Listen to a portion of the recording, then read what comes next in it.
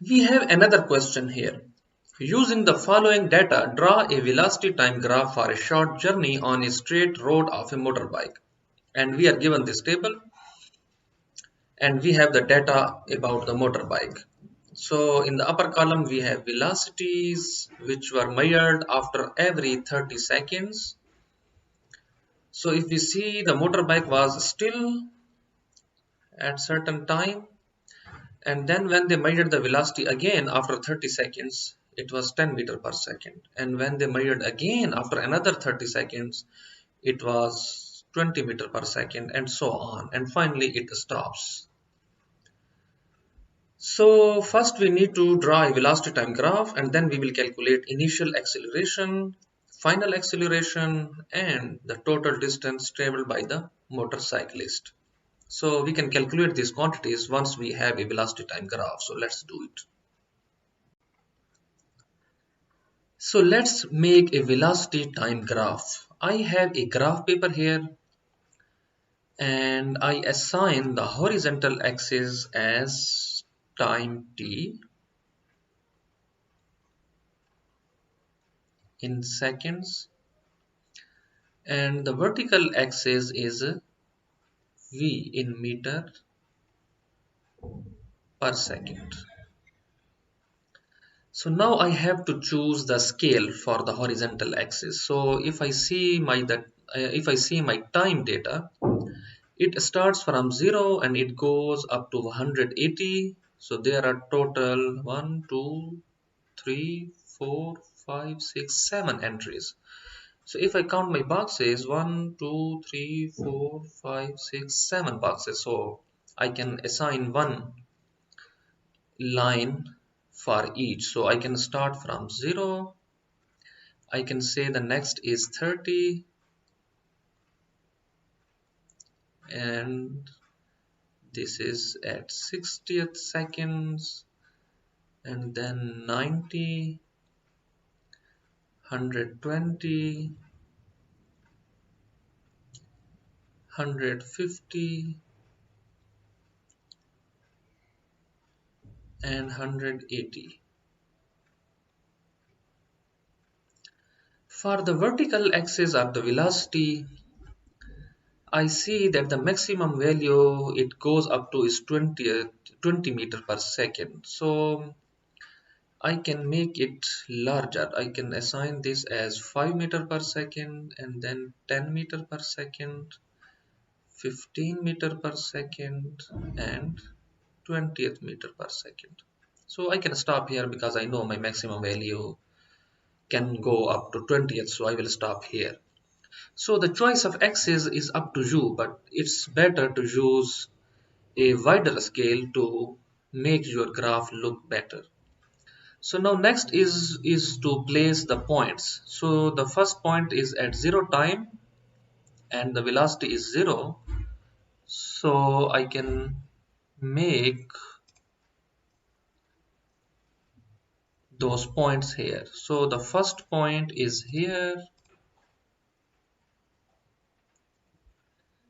0 time and 0 velocity, and then they measured another measurement of the velocity after 30 seconds is 10 meter.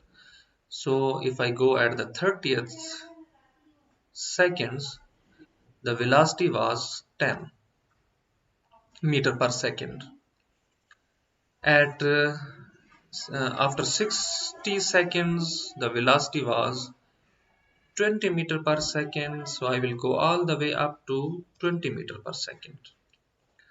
Then at 90th, it was still 20 meter per second. Then at 120, the velocity was still 20 meter per second. Then at 150, it was still 20 meter per second. And finally, when they measured the velocity after 180 seconds, it was 0. So I will put a 0 here. So to make a graph, I will join these lines with a straight line. So let's join them with a straight line. So I will join the point 1, to the next point with a straight line, and then I will go in a similar way. I can join all of these 4 points with a straight line, and then I will join these to the last point.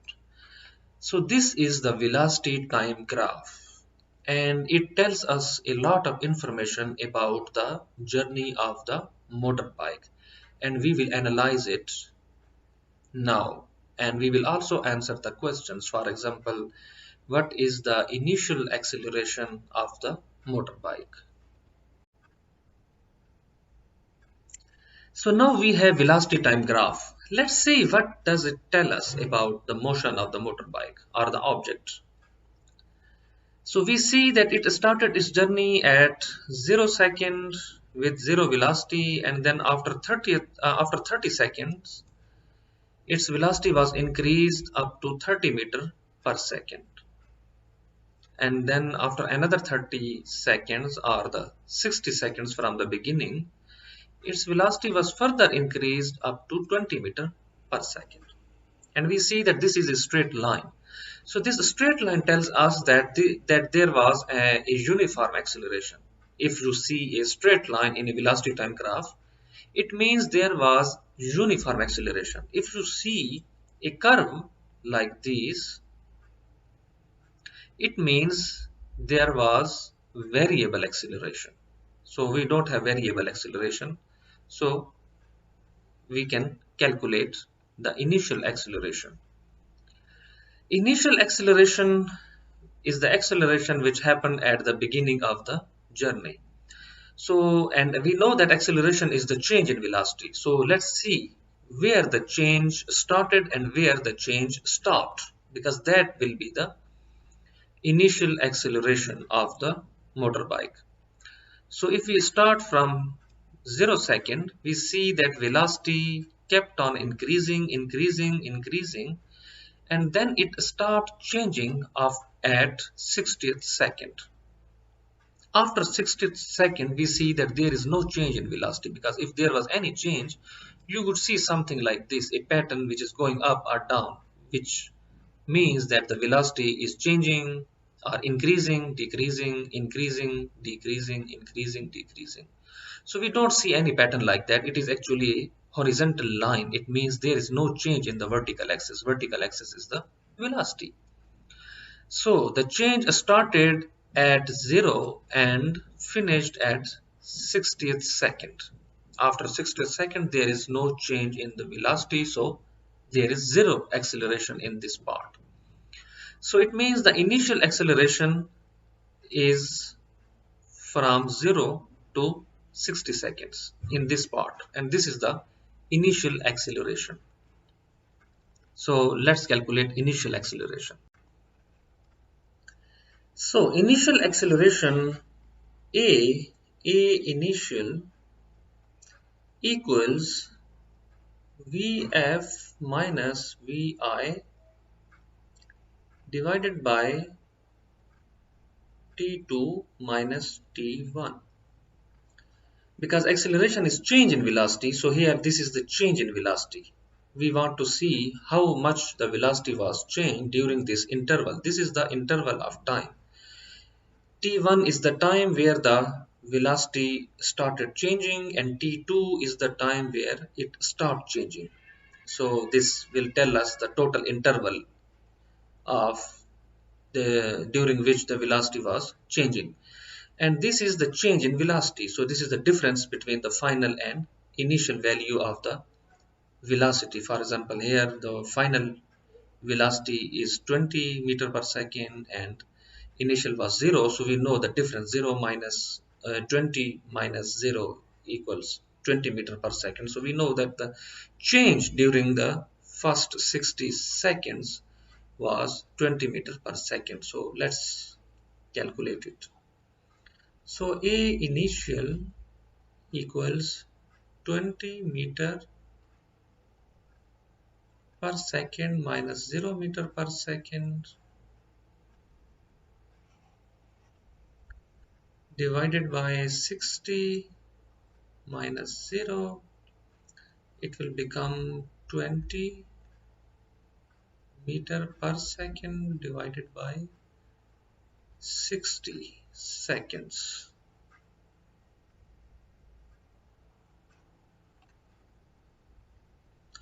So my calculator gives me a value 20 over 60 equals 0.33 meter per second squared.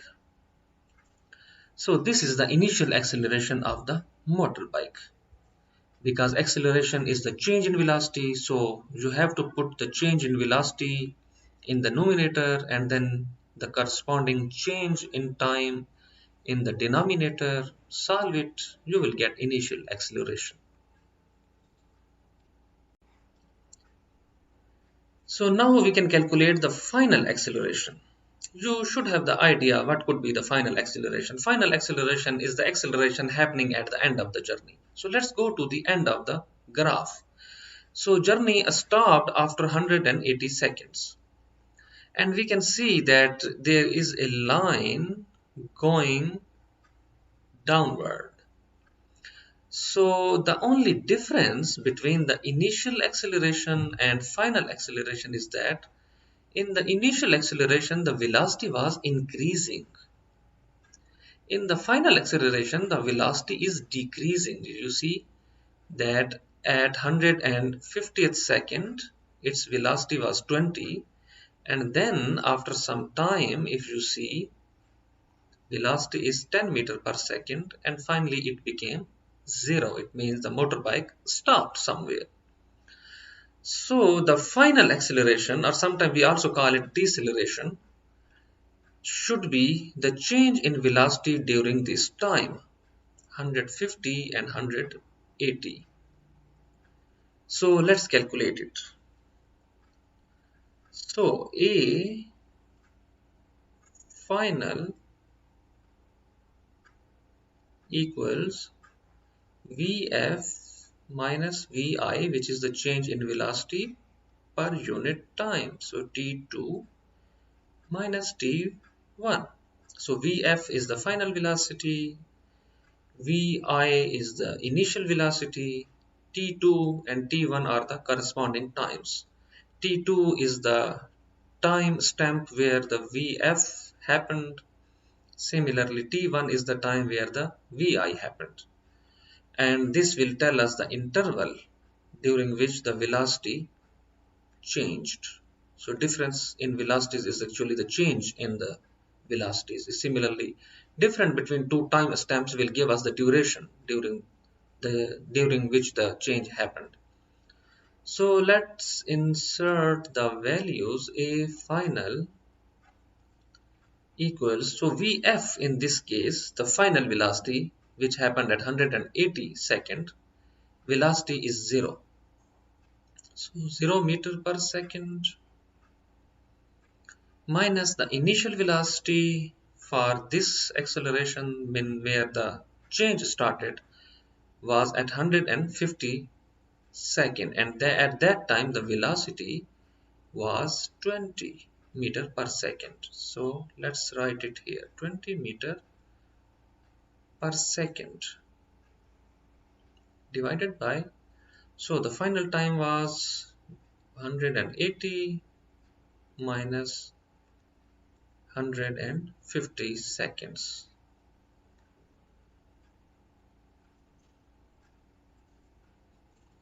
So if I use my calculator, it tells me that the final acceleration or the deceleration equals negative 0.67 meter per second squared. This is the final acceleration. The next part is calculate the total distance traveled by the motorcyclist. To calculate the total distance, we need to calculate the area of this whole shape. So let me label the vertices of this shape. If I call this point as A, B, C and D. So the total distance traveled by the motorcyclist is the area of this shape A, B, C, D. So now how can we calculate the area of this shape, because it is not a regular shape. We are familiar with triangles, squares, rectangles. We can easily calculate their areas. But this one is an irregular shape. So how can we calculate its area? Let me tell you something. Okay, so we don't know how to calculate this area, but I know one trick. What if I connect B with the time axis through a perpendicular, and then I can draw another perpendicular from here to the time axis? So can you calculate the area of this shape now? Yes, you must, because do you see here on the left side we have a right angle triangle, then we have a rectangle, and then we have another right angle triangle on the right side, and you know how to calculate the area of a rectangle or a square or triangle. So just use those formulas to calculate the individual areas and then add them up to calculate the total area, and then that total area will be the total distance traveled by the motorcyclist. So let me remind you about the area of a triangle, because you might not remember it at the moment. So if we have a triangle like this, which is a right angle triangle, this is the height of the triangle, this is the base B, and this is the hypotenuse. So area of this triangle will be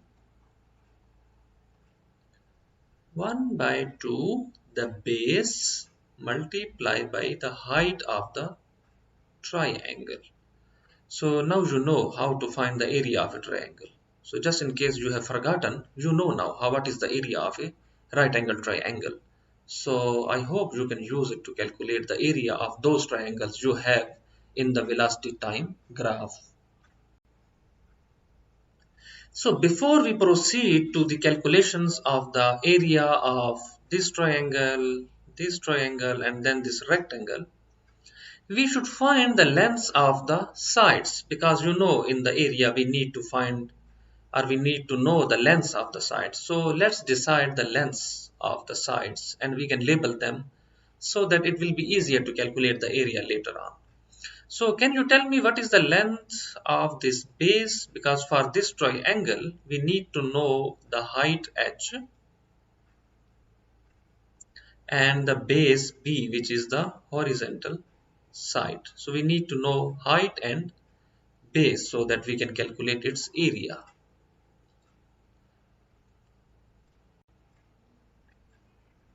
So the length of this base is 60 seconds.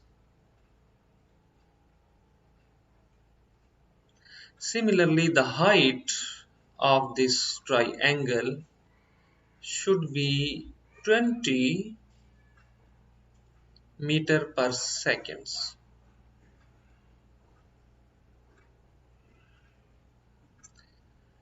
And now next we should find the length BC, because we will need it to find the area of this rectangle, because we have already calculated the length 20th, but we need to know the length BC because we will need it to find the area of this rectangle. So can you tell me what is the length BC?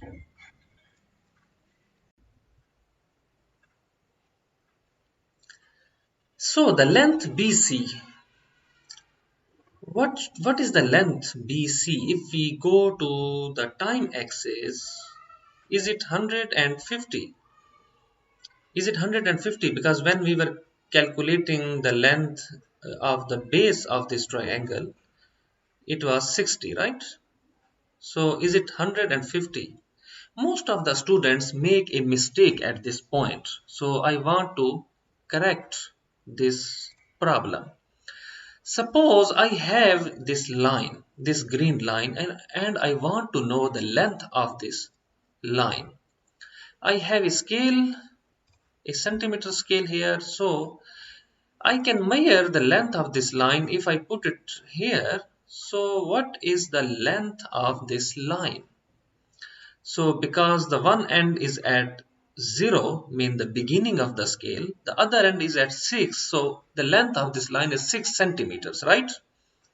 But it may happen that I put the line somewhere here. So can you tell me what is the length of this line now? Because before it was at the one end of the line was at 0, mean the beginning of the scale, whatever scale you are using, but it was at the start of the scale.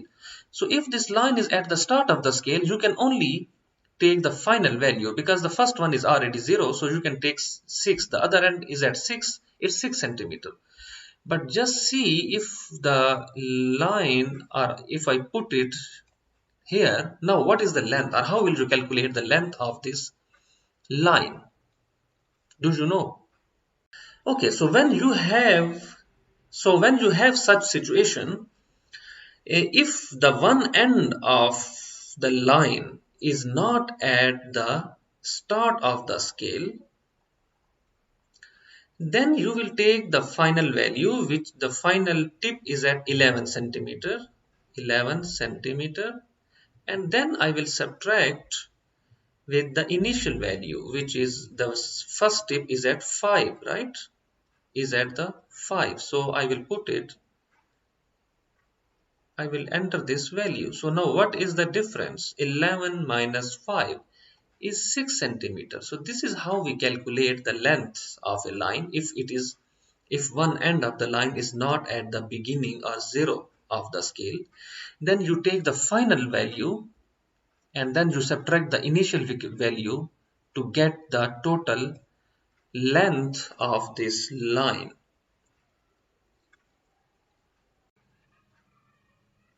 So now you know how to find the length of something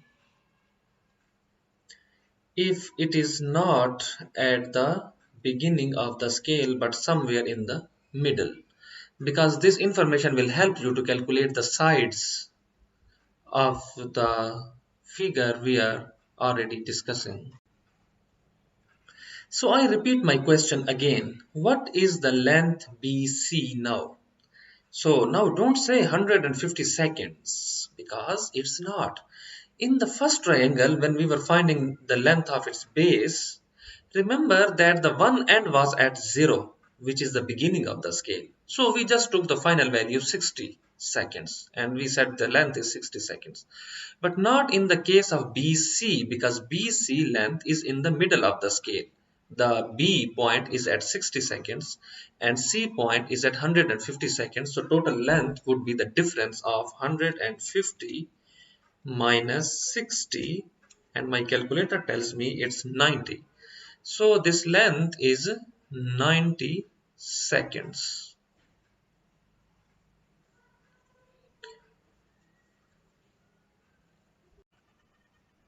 So now let's calculate the length of the base of second triangle. So I can label it first triangle, this is my second triangle. So what is the length of this base? Now you know very well, it should be the 180 seconds minus 150 seconds, and this is actually 30 seconds, because these values will help us to find the area of this whole shape, because that area is actually the total distance traveled by the motorcyclist. So now we have all the required quantities, so let's calculate the area. So area of triangle 1 equals 1 by 2, and then base is 60 seconds and height is 20 seconds, and my calculator tells me that this area is, so the total value is 600. So 60 is in seconds. Let me write the units as well, and this is velocity, meter per second. So second will cancel each other, so the area of first triangle is 600 meters. Now find the area of this rectangle. So the area of this rectangle equals, Of course, it's very easy, length into width. So one length is 90 seconds and one height is 20 meter per second. So the area is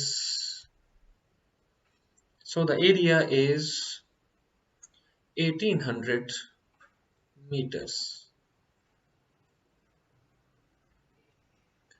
Third part is easy. Area of triangle 2 is once again equals 1 by 2. Base is 30 seconds.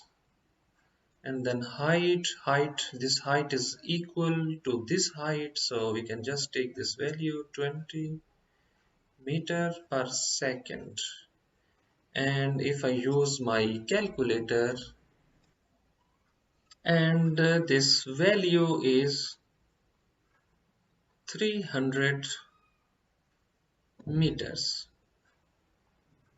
So what is the total distance traveled by the motorcyclist?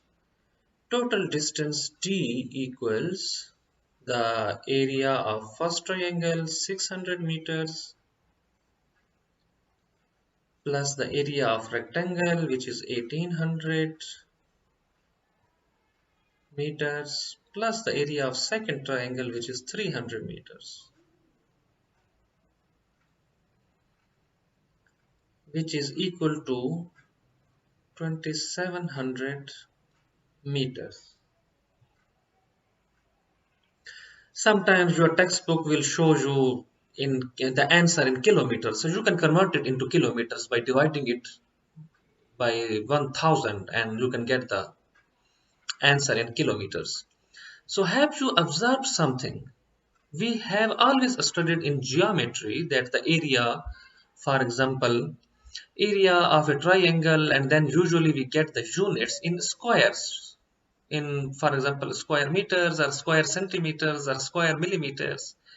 But here we are getting the total area in meters, which is very strange, isn't it? And did you ever think during this lecture that why the total distance traveled by the motorcyclist is the area of this shape?